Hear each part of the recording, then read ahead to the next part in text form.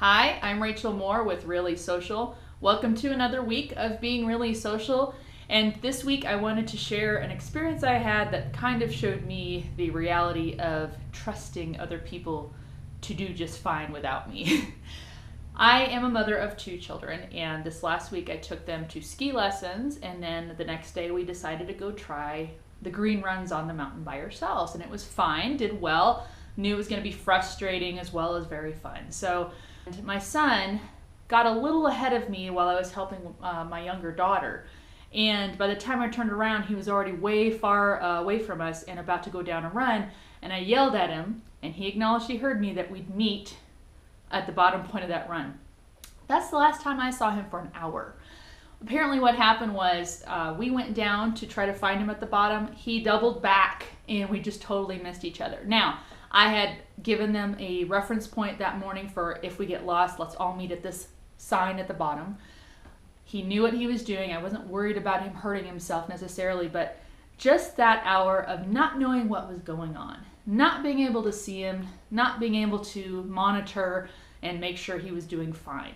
Now, I'm not a helicopter parent by any means, but sometimes I can be a helicopter worker.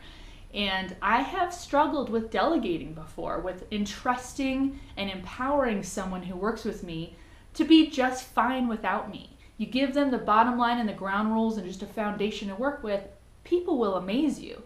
And my son amazed me. He got to the bottom an hour later. I was close to tears because I was very worried, but I couldn't have imagined a better way to greet him as he came up with a huge grin on his face. He had practiced snowboarding for that hour, got down all by himself. And he was only upset when he saw how upset I was. But I kind of got rid of that pretty fast because I realized he did just fine. And he did fine without me. And I believe that was a lesson for me and might be for you, that people are capable of more than we give them credit for. And I'm going to take that away with me, particularly as a parent, but also in my life, to just realize that I don't have to have hands-on all the time for someone to be a smashing success. I hope this week is a smashing success for you. We plan a lot this week. We have a blab on Tuesday at 3 p.m. that's talking about what's happening in social media. We're going to cover a new look to mobile, Facebook, text-only posts. There's that big news about Twitter increasing character counts. And primarily we're going to talk about live video and what is that going to shape up to be this year? How's it changing? What can we expect?